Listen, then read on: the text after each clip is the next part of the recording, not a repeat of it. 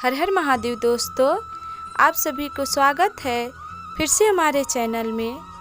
दोस्तों, आज मैं एक गुरु बहना की ऐसी कथा लेकर आई हूँ जिसे सुनने के बाद आप सभी को महादेव पर और भी अटूट विश्वास होने लगेगा।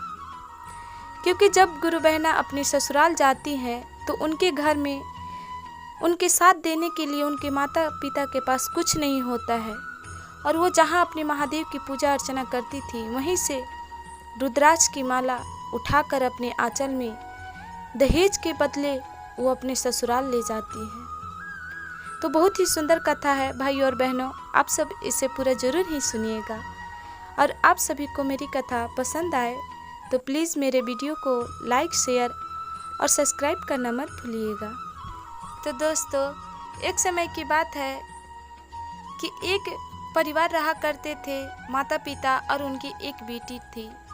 वो गरीब परिवार थे, उनके पास धन दौलत तो नहीं थे, परंतु उनके खाने पीने के जो भी है वो अपने मजदूरी करके अपना व्यवस्था कर लेते थे और उनका गुजारा बस अच्छा से चलता था। और उनकी बेटी जो थी पुष्पा, वो महादेव की प्रिय ही भक्त थी। वो महादेव के बचपन से ही गुरु मान ली थी और उनकी नित्य आराधना किया करती थी। बगैर महादेव के जल चढ़ाए बिना वो अन्न को छूती तक भी नहीं थी। महादेव के जल चढ़ाने के बाद ही वो अपने घर का कार्य काम जो होता था वो करती थी। इसी तरह समय व्यतीत तो हो रहा था और उसी गांव में एक राजा रहा करते थे। उनका एक बेटा था, राजा रानी थे, उनका एक बेटा था। और उनका बेटा जो था वो भी महादेव के प्रिय ही भक्त था। वो भी अपने महादेव को नित्य आराधना किया करता था, महादेव के भक्ति में लीन रहा करता था, महादेव को गुरु मान लिया था और प्रतिदिन महादेव के 3 सूत्रों का पालन करता, चर्चा आराधना करता और प्रतिदिन मंदिर में जाया करता, उनकी पूजा अर्चना किया करता था। तो समय बीतता चला गया और राजा के लड़का शादी के लायक हो गया। इधर पुष्पा भी थी, वो भी जवान हो गई थी, विवाह के लायक हो गई थी। उसके माता पिता को भी यह था चिंता कि उसका विवाह कैसे किया जाए, क्योंकि वो गरीब परिवार थे और गरीब इतना परिवार थे कि उन्हें उनकी बेटी की शादी करने के लिए कुछ भी उनके पास नहीं था कि वो अपने बेटी का विवाह कैसे करें। परंतु महादेव से गुहार प्रतिदिन लगाते थे कि हे महादेव, हमारी बेटी का एक अच्छे परिवार में एक अच्छे घर विवाह हो जाए। महादेव से प्रतिदिन नित्य आराधना करते थे, गुहार लगाते थे।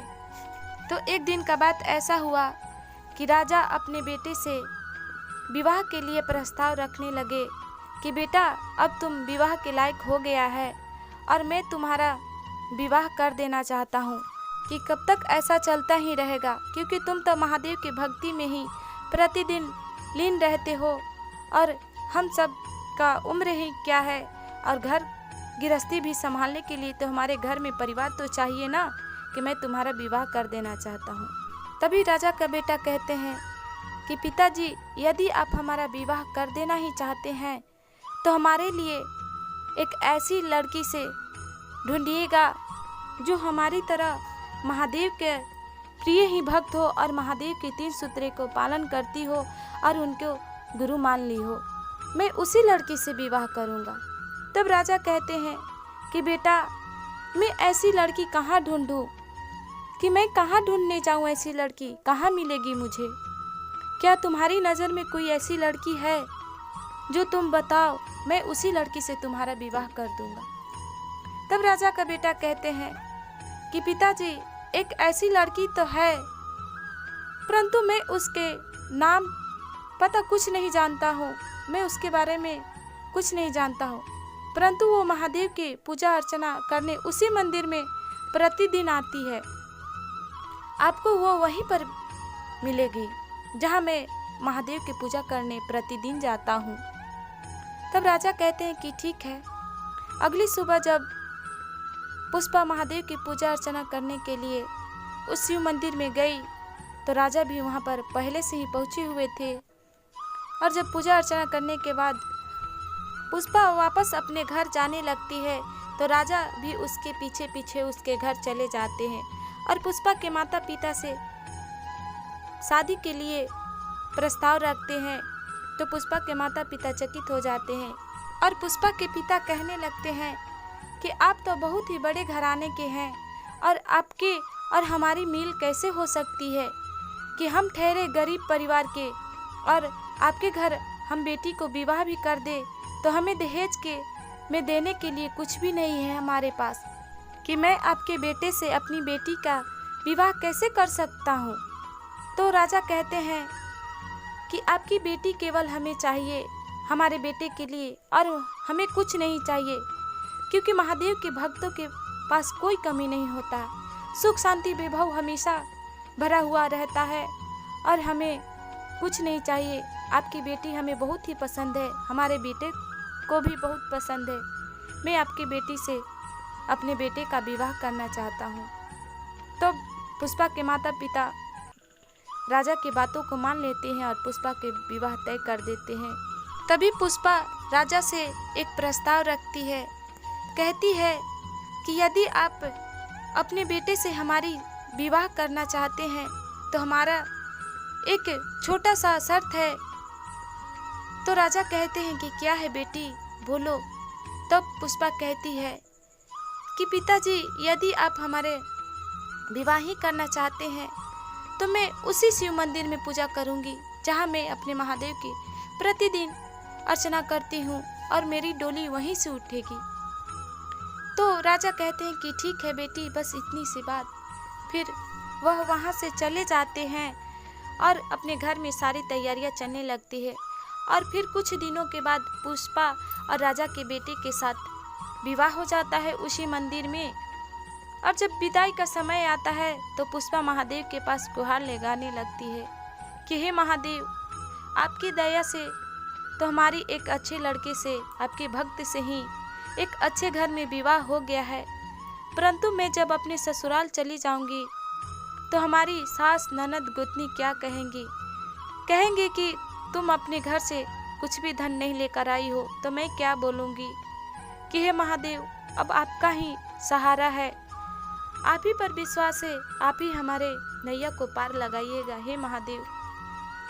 और उतना कहकर महादेव को प्रणाम करती है और वहीं पर पड़ा डाली में कुछ रुद्राक्ष के माला पड़े होते हैं और वहीं से वो रुद्राक्ष को माला उठाती है और महादेव के गुहार लगाकर अपने आंचल में ले लेती है और डोली में बैठकर अपने ससुराल चली जाती है।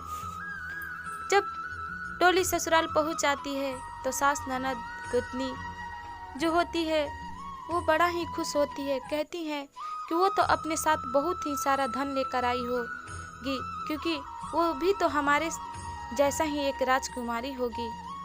और वो बहुत ही खुशी के साथ मांग बहुरावन के लिए उसके पास जाने लगती हैं। तो जैसी सास मांग बहुरावन के लिए बहू के पास जाती है और घूंघट को उठाकर देखती है तो उसकी नज़र पड़ती है कि वो तो सारा रुद्राक्ष के ही पहनी हुई है, रुद्राक्ष के सारे गहने धारण की हुई है। तो बड़ा ही चकित हो जाती है और वो वहाँ से भागने लगती है। तभी पुष्पा कहती है कि रुद्राक्ष के माला मत कर बहाना, सुना ये सासू जी कि मलबा जपले में भलाई बा, सुना ये सासू जी, गीत गा के कहने लगती है। तो सास जो होती है वो वहाँ से भाग जाती है और अपनी जाके बड़ी बहू को कहने लगती है कि बहू तुम जाओ, जाकर तुम उसे मांग बहुरावन करके लाओ, मैं तो नहीं जाऊंगी, क्योंकि वो तो एक सन्यासी है, वो एक जोगिन है, वो तो महादेव के भक्त है और वो पूरे शरीर में रुद्राक्ष की धारण करके आई हुई है, जाओ तुम ही जाओ, मैं तो नहीं जाऊंगी। तो गोतिन भी जाती है और घूंघट को उठाकर जब देखती है तो देखती है कि सारा रुद्राक्ष के माले को धारण की है और आंचल में भी पूरा भर आंचल रुद्राक्ष ली है। तो वो भी मांग को बहुरावन नहीं करती है, वो भी वहाँ से भागने लगती है। तभी फिर पुष्पा कहती है कि रुद्राक्ष के माला मत कर बहाना, सुनो ये गोतिन जी कि मलवा जपले में भलाई बा। वो भी भाग जाती है फिर भी और जाके ननद से कहने लगती है कि जाइए, जरूरी आंचल में कुछ सोना के सिक्का उका लेकर आई होगी, कि जाइए आपको मिलेगा, मांग बहुरावन करके ले आइए, हम तो नहीं जाएंगे, क्योंकि ये वो तो एक जोगिन है, कि जाइए आपको आप ननद है तो शायद आपको मिलेगा। तो वो भी मांग बहुरान के लिए जब ननद जाती है तो वो भी देखती है, उसी तरह घूंघट को उठाती है, देखती है कि सारा रुद्राक्ष के माला को धारण की है, रुद्राक्ष एक आंचल में भरी हुई है। तो वो भी वहाँ से भागने लगती है, मांग को बहुराव नहीं करती है, ननद भी जो होती है। फिर पुष्पा कहती है कि रुद्राक्ष के माला मत कर बहाना, सुना ये ननद जी कि मलवा जपले में भलाई बा, सुना ये ननद जी कहने लगती है। तो ननद भी भाग जाती है, उसकी बातों को नहीं सुनती है। तो दूल्हा जो होता है वो कहता है कि मेरी माँ बहन भाभी जो थी वो सब तो भागी गई, मैं भी महादेव का भक्त हूँ, ये भी महादेव की प्रिय भक्त है, अब मैं ही इसको गृह प्रवेश करा देता हूँ। तो डोली से उतार के दूल्हा जो होता है राजा के बेटा, वो अपनी पत्नी को ले जाने लगता है। और जैसे दरवाजे पर जाता है तो माँ वहीं पर खड़ी होती है और कहती है कि मैं इसे एक ही शर्त पर घर में आने दूंगी, जब ये हमारे जितने भी लोग आए हुए हैं घर में मेहमान लोग, उनको पाभर दूध और पाभर चीनी पाभर चावल में ही खीर बना के पूरे परिवार को खिला देगी, तभी मैं अपने इसको घर में रखूंगी, एक ही शर्त है मेरा। तो पुष्पा अपनी सास की शर्तों को मान लेती है, कहती है कि ठीक है, मैं आपके जितने भी मेहमान आए हुए हैं, जितने भी रिश्तेदार लोग आए हुए हैं, उनको पाभर चीनी पाभर दूध पाभर चावल में ही खीर बना के सबको खिला दूंगी, परंतु मेरा एक शर्त है, उसको भी आपको मानने पड़ेगा। तो सास कहती है कि क्या है? ठीक है बोलो क्या है?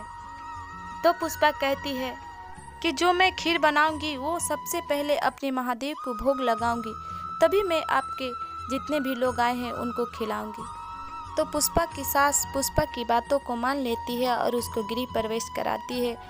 और पुष्पा जाकर नहा धोआ कर पूजा अर्चना करके और रसोई में जाकर खीर बनाती है। और खीर बनाने के बाद महादेव के पास कुछ भोग लगा देती है और बाकी एक बर्तन में वहीं पर रख देती है।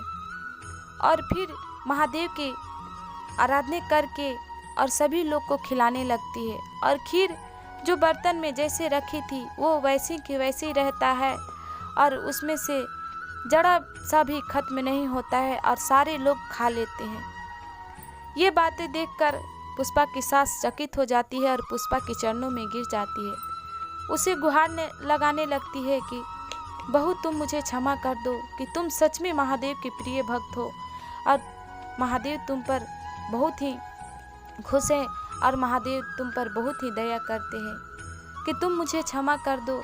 तभी पुष्पा अपनी सास को उठाती है और कहती है कि माँ अगर आपको क्षमा ही मांगना है तो जाइए महादेव से क्षमा मांगिए कि हमसे आप क्षमा क्यों मांग रही हैं, आप हमारी दोषी नहीं हैं, आप महादेव के स्वयं दोषी हैं, आप महादेव से ही दया मांगिए और उनसे क्षमा मांगिए। तभी पुष्पा की सास महादेव के चरणों में जाकर गिर जाती है और महादेव से दया मांगने लगती है, उनके गुणगान करने लगती है। और पुष्पा जो अपने मंदिर से जो उठाकर रुद्राक्ष की माला लाई थी, उसी समय वो सभी को एक एक दे देती है, सभी को धारण करा देती है, कहने लगती है कि लीजिए ये माले रुद्राक्ष के, सभी लोग धारण कर लीजिए, नमः शिवाय का 108 बार जाप कीजिए, 3 सूत्रों का पालन कीजिए, आप सभी का भलाई होगा। और सारे जितने भी लोग आए थे सभी को महादेव की चर्चा के बारे में, 3 सूत्र के बारे में सभी लोग को बता देती है। चर्चा करना, दया मांगना, 3 सूत्र का, नमः शिवाय का पालन करना सभी को बता देती है। और सभी लोग महादेव को गुरु मान लेते हैं और अच्छे से रहने लगते हैं, कुशल मंगल अच्छे से परिवार रहने लगते हैं। तो दोस्तों आप सबको हमारी कथा आज की कैसी लगी, आप सब कमेंट बॉक्स में ज़रूर ही बताइएगा। और तमाम गुरु भाई और गुरु बहनों को महादेव सुखी और स्वस्थ रखे। आप सभी को हर हर महादेव।